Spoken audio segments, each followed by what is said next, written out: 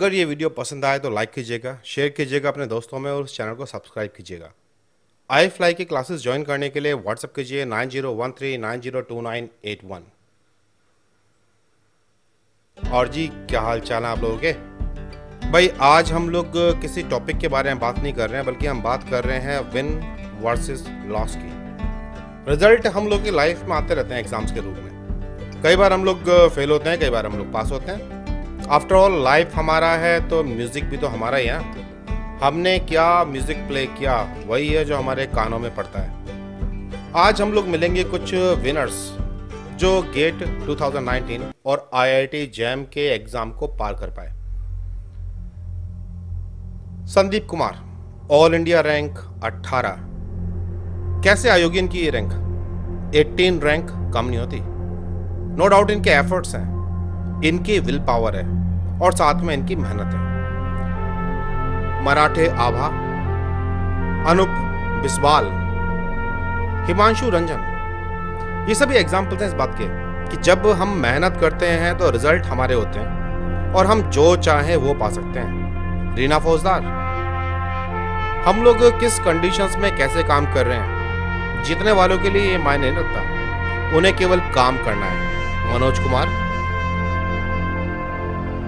Ramandeep, Shubhi Katiyar, नबनीता मेहती, conditions फिर चाहे कैसे भी हो, चाहे हमारी फैमिली कंडीशंस हमें अलाउ करती हो या ना करती हो। जो लोग बहाने बनाना चाहें बहाने बना सकते हैं, लेकिन जो अपनी कंडीशनों के सामने झुकते नहीं और मेहनत करते हैं वो रिजल्ट पाते हैं। सुप्रिया भारती, न जाने कितने एग्जाम्पल्स इस बात के हैं कि जिन्होंने जो चाहा वो पाया है क्योंकि उन्होंने घुटने नहीं टिकाए। मोइना खान, कौन कहता है कि हर एक के लिए कंडीशंस बढ़िया होने वाली है? विदुना सूद, कंडीशन तो सभी के लिए एक समान होती है, रिजल्ट भी तो एक से आता है ना। फिर कुछ लोग क्वालिफाई करते हैं और कुछ लोग क्वालिफाई नहीं करते। क्वालिफाई करने वाले विजेता कहलाते हैं। प्रतीक्षा पांडे, सोवन रॉय, दीपक शर्मा, हम कहाँ रहते हैं, किस जगह रहते हैं, रिसोर्सेज हमारे पास कितने अवेलेबल हैं, चाहे तो हम इन्हें अपनी ढाल बना लें या फिर हम अपने इन कंडीशंस को अंगूठा दिखा करके जीत की तरफ बढ़ जाएं। ये एटीट्यूड है हम लोगों का। कुमारी मोनिका, सत्यजीत घोष, सौरभ शाह, नासरीन अमीन, निशा सिंह, अभिजीत नारायण, आलिया गाजी। कई बार तो स्टूडेंट अपने पढ़ने के टाइम में भी बहुत मेहनत करते हैं अपनी पॉकेट मनी बनाने के लिए, ट्यूशंस पढ़ाते हैं, काम करते हैं, बट अपने रास्तों से डिगते नहीं हैं, अपनी मंजिलों से कॉम्प्रोमाइज भी नहीं करते और इसीलिए जीत जाते हैं। हर्षा अग्रवाल, अमरीश सैनी, विशाल कुमार मौर्य, सुकृति चौहान, चारू रस्तोगी। इन लोगों के लिए ये कोई मायने नहीं रखता कि ये कहां से आए हैं, किस जगह से इन्होंने पढ़ाई की है। इनके मन में विल पावर थी तभी तो काम कर पाए और आज इनका रिजल्ट इनका फल है। मोनालिसा मिश्रा, नेहा सिंह, श्रेयसी घोष, ये स्टूडेंट भारत के डिफरेंट पार्ट से थे, अलग अलग राज्यों से, अलग अलग जिलों से। कुछ ही कंडीशंस बेहतर थी तो कुछ ही कंडीशन काफी वर्स थी, बट उन लोगों ने अपने काम को करने की ठान ली और इसीलिए आज वो अपने एग्जाम क्वालिफाई कर पाए। इन लोगों में ऐसा कुछ खास नहीं था कि हमें आइंस्टीन साहब को बुलाना पड़े। नो डाउट उनकी E=mc² की थ्योरी बहुत बढ़िया है। न जाने कितनी सारी प्रॉब्लम के सॉल्यूशन उन्होंने दिए हैं। ऐसे सॉल्यूशन हमारे क्वेश्चनों के आंसर्स के लिए भी हैं। हम अपने रिजल्ट को क्यों पाते हैं और क्यों नहीं पाते? भाई नो डाउट पाने वालों के पास कुछ अपने आप पर बिलीव करने की ताकत तो थी ना। कहीं तो वो फील करते थे कि हम कुछ सुपर हीरो की तरह हैं, कहीं तो हम में दम है, तभी तो बाकी सारे कम थे। इन लोगों ने खतरों का सामना किया, कंडीशंस वर्स थी, बट फिर भी घुटने टिकाए और जीत के बाहर निकल करके आए। हमें भी ये जानना है कि क्या क्या चीजें हमें एग्जाम निकालने के लिए जरूरी हैं। नो डाउट एटीट्यूड मस्ट है, बट एटीट्यूड एकमात्र चाबी नहीं है। चाबी तो हमारे अंदर छुपी हुई है, हमारे मन के अंदर, हमारी सोच के अंदर। असली कंपटीशन है तुम्हारा तुम्हारे साथ, क्योंकि हमारी सोच हमेशा हमें बोलती है कि हम कम एफर्ट करें और हम ज्यादा गाना गाएं कि हम बहुत एफर्ट कर रहे हैं। कितने स्टूडेंट तो ऐसे होते हैं जो थोड़ा सा पढ़ करके ही अपने आप को ये बिलीव दिलाना शुरू कर देते हैं कि भाई पता नहीं कितने ही ज्यादा मेहनत कर रहे हैं। सेल्फ प्रेजिंग और सेल्फ रिस्पेक्ट, ये दोनों टर्म एक जैसे नहीं है। अपने आप को बहुत ज्यादा आंकना ये गलत है। लर्निंग बिहेवियर ये कहता है कि हमें हमेशा अपने अंदर कमियां देखने की आदत डालनी चाहिए ताकि हम अपने आप को इंप्रूव कर सकें।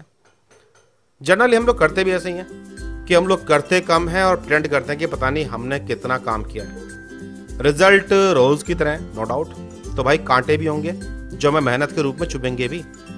अगर आप धतूरा बोओगे तो धतूरा ही उगेगा, ऐसा नहीं होने वाला कि वहां कुछ बढ़िया फूल खिलने वाले हैं। सीधी सी बात है, जो तुम्हारी मेहनत है वही तुम्हें मिलने वाली है। या तो तुम इस सच्चाई का सामना कर लो, या अपने आप से झूठ बोलते रहो कि तुम जो कर रहे हो, जैसा कर रहे हो, बढ़िया कर रहे हो, और फिर किस्मत को, भगवान को, आस पड़ोस के लोगों को कोसते रहो कि पता नहीं किसने क्या हमें बद्दुआएं दी कि हमारा रिजल्ट निकल नहीं पाया। फाइनेंशियल इश्यूज हमेशा मैटर करते हैं, बट ऐसा भी नहीं है कि हम पैसों का इस्तेमाल कहीं और नहीं करते। हम पैसे की चॉइस कहाँ दिखाते हैं, कहाँ हमें खर्च करना है, ये बड़ा मैटर करता है। कई बार हम लोग अपने शौक पूरा करने के लिए हजारों रुपए खर्च कर सकते हैं, बट जब पढ़ने की बारी आती है तो हम एक्सपेक्ट करते हैं कि हमें कुछ खर्च ना करना पड़े। नो डाउट आज के जमाने में बहुत कुछ चीजें आराम से फ्रीली अवेलेबल हैं, लेकिन ये मत भूलो कि तुम जो भी इन्वेस्ट करने वाले हो, ये इन्वेस्ट तुम्हारा अपने फ्यूचर के लिए है, चाहे फिर वो पैसे की बात हो या वक्त की बात हो। और सबसे बड़ा दुश्मन है तुम्हारा आलस, जो तुम्हें काम करने से रोकता है। हाँ, रोने के लिए टाइम है, शिकायत करने के लिए टाइम है, दूसरों को ब्लेम करने के लिए टाइम है, बट अपने आप को इंप्रूव करने के लिए टाइम नहीं है। यार, किससे हम लोग आकर चुराते हैं? क्या हम नहीं जानते कि हम क्या कर रहे हैं? हमारे फेलियर्स के लिए रिस्पॉन्सिबल दूसरे लोग हैं या हम खुद? ये सारी बातें वो हैं जो एक विजेता को और एक लूजर को अलग अलग करती हैं।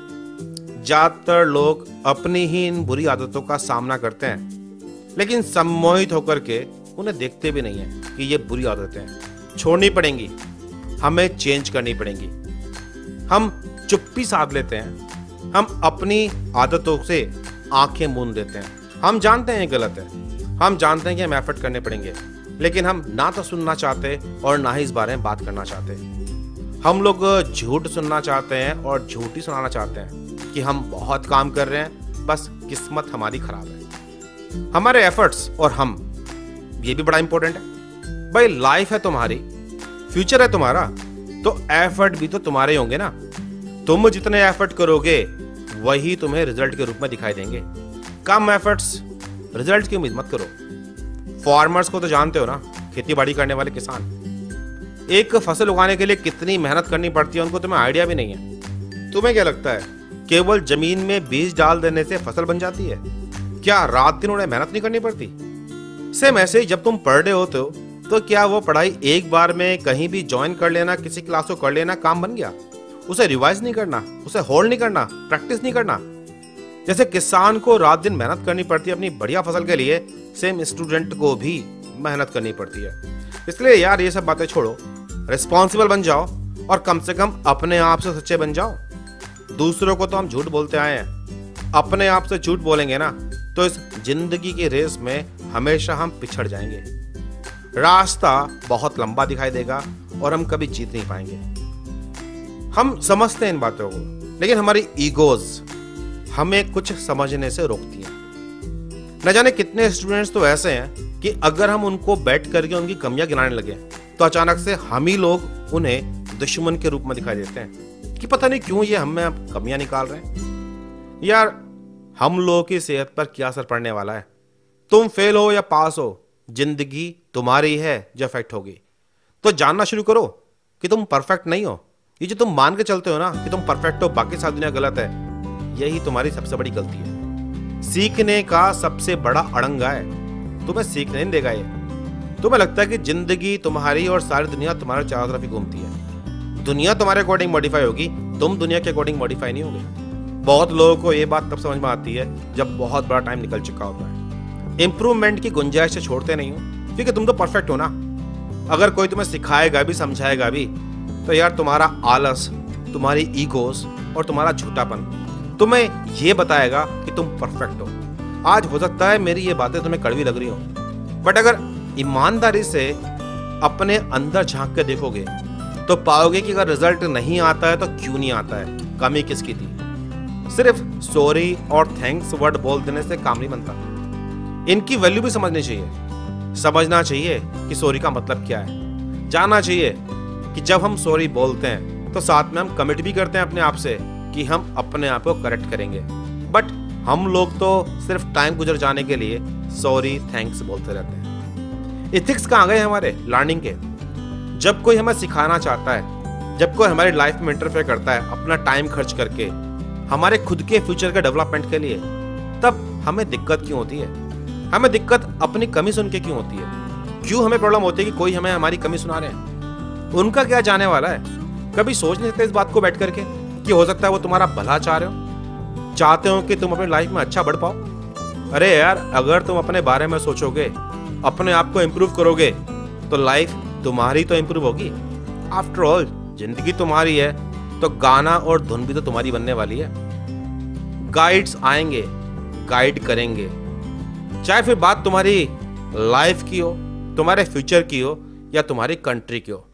जो एटीट्यूड आज हम अपने लिए लेके चल रहे हैं, गौर से देखो तो वही एटीट्यूड हम अपनी कंट्री के लिए लेके भी चल रहे हैं। हमें लगता है कि कंट्री का जो जिम्मा है वो हमारा नहीं है, किसी और का है।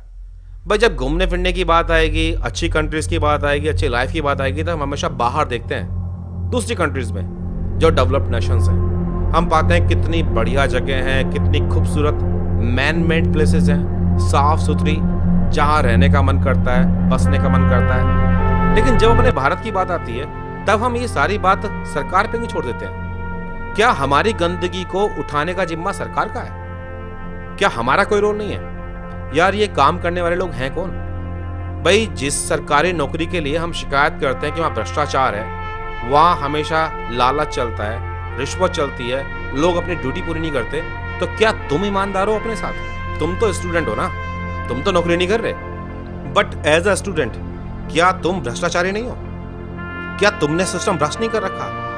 तुम जब कम पढ़ करके दूसरों को यह बताते हो कि हम बहुत पढ़ रहे हैं, किस्मत खराब है, टाइम खराब है, आरक्षण, XYZ, बहुत सारे फैक्टर्स, तो क्या तुम झूठ नहीं बोल रहे? क्या ये भ्रष्टाचार नहीं है? क्या यहां हम सही हैं? हम लोग सरकार की कमियां देखते हैं। जब सरकार कभी हमसे बोलती है कि देश के डेवलपमेंट के लिए ये काम करना है, तो हम पीछे हट जाते हैं। हाँ, आलतू फालतू के मसलों के लिए हम बड़े ब्लेम करते हैं। आज हम उन लोगों को तो पसंद करते हैं जो लोगों में फ्री पैसा बांटने की बात करते हैं, और उन लोगों से हमें दिक्कत है जो हमसे ये बोल रहे हैं कि भाई अपने देश के लिए काम करो। सुबह 9 बजे ऑफिस जाओ, शाम को 5 बजे ऑफिस से वापस आओ, सारा काम जो दिया गया है उसको पूरा करो, जिम्मेदारी को ढंग से पूरा करो, टैक्स भरो, देश में अपना कंट्रीब्यूशन करो। आज ये लोग बुरे हो गए हमारे लिए? क्या तुम में इतनी भी समझ नहीं रह गई है कि अपने लिए क्या अच्छा है, क्या बुरा है?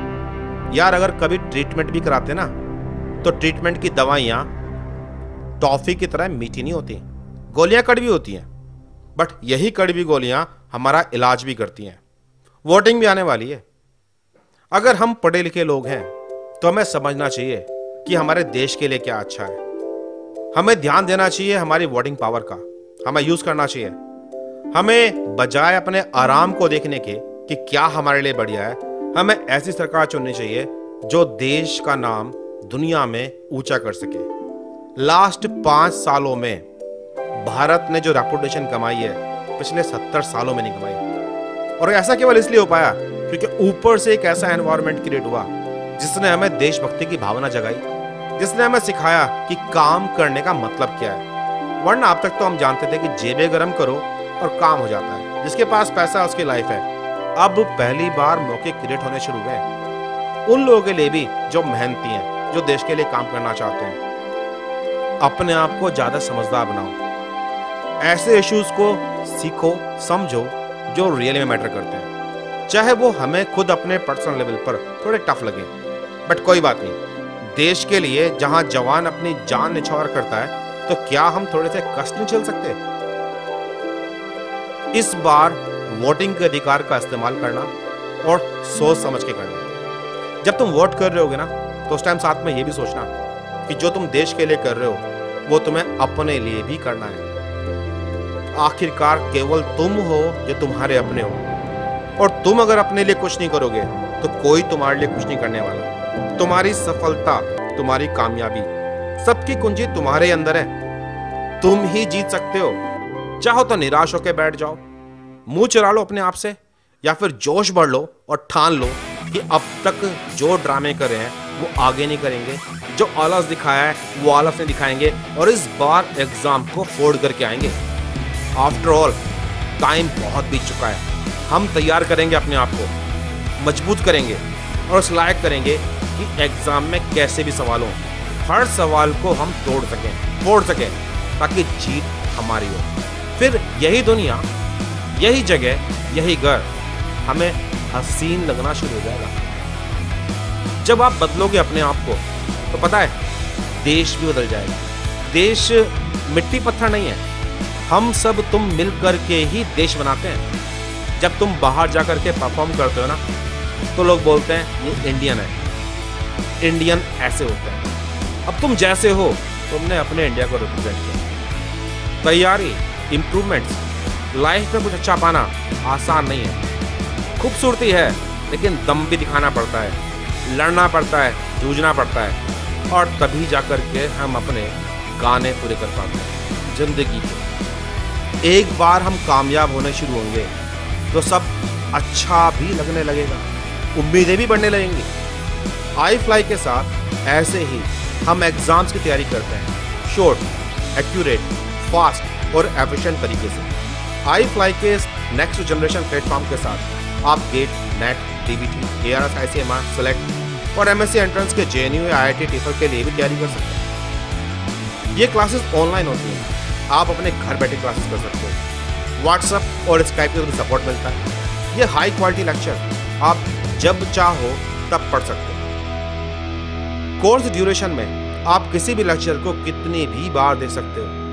iFly की क्लासेस ज्वाइन करने के लिए मुझे व्हाट्सएप कीजिए 9013902981। हम लोग कॉल करेंगे और समझाएंगे क्लासेस ज्वाइन करने के तरीके।